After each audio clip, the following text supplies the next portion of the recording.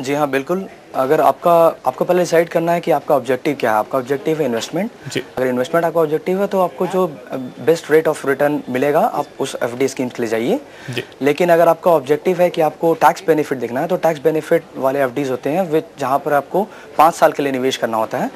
तो उन सब कंडीशंस में आप चयन कर सकते हैं कि कौन से एफडी आपको सेलेक्ट करने हैं।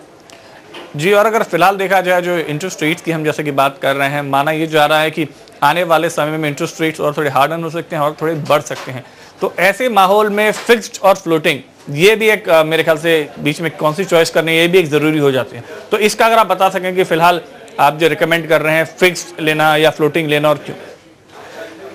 देखिए, जब रेट ऑफ इंटरेस्ट काफ़ी कम रहता है तो आपको हमेशा फिक्स्ड के लिए जाना चाहिए। जी। क्योंकि एटलीस्ट 3 साल तक के लिए आप लॉक इन पीरियड में आ जाएंगे तो आपको 3 साल तक तो कम से कम रेट ऑफ इंटरेस्ट देना पड़ेगा। और अगर मार्केट में जब रेट ऑफ इंटरेस्ट काफ़ी हाई रहता है तो आपको हमेशा फ्लोटिंग के लिए जाना चाहिए सो दैट कि फ्यूचर में आपके पास स्कोप रहता है कि अगर रेट ऑफ इंटरेस्ट अगर कम होती है तो अकॉर्डिंगली आपको उसका बेनिफिट आपको पास ऑन होता है। तो आज के कंडीशन में अगर आप मुझसे पूछेंगे तो आपको फिक्स्ड रेट ऑफ इंटरेस्ट के लिए जाना फ़ायदेमंद रहेगा। जी, और जैसे कि माना जा रहा है कि हो सकता है आने वाले समय में आने वाले कुछ महीनों में ही इंटरेस्ट रेट और थोड़े हार्डन हो सकते हैं, तो उस माहौल में आप क्या कहेंगे? क्या एक फ्लोटिंग का विकल्प रखें कि नहीं आप मानेंगे कि थोड़े समय तक फिक्स्ड ही रहें तो फिक्स्ड इंटरेस्ट रेट पर ही रहना तो बेटर रहेगा? देखिए, मेरे ख्याल से तो ये जो रेट ऑफ इंटरेस्ट है ये कस्टमर्स को वापस बैंकों की ओर लाने के लिए कम किए गए हैं, जिसका बेनिफिट नहीं मिल पाया था जब सिर्फ नेशनलाइज्ड बैंक्स ने अपने रेट कम किए थे।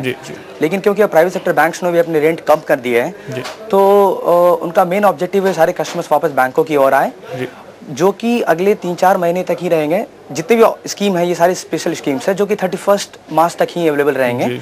उसके बाद फिर रेट ऑफ इंटरेस्ट बढ़ने के चांसेस हैं। तो फिलहाल मेरे ख्याल से फिक्स्ड इंटरेस्ट रेट्स पे ही निर्भर रहना ज़्यादा ठीक रहेगा, और मेरे ख्याल से अगर आप 3-4 महीने में अपना फैसला कर ले तो आपके लिए फायदेमंद साबित होगा। इस खास कार्यक्रम में इतना ही। तरुण, मैं आपका शुक्रिया अदा करना चाहूंगा कि आपने आके मेरे जो दर्शक हैं उनको ये जानकारी दी। मगर इस खास कार्यक्रम में इतना ही, और खबरों के लिए आप देखते रहिए TV9। नमस्कार।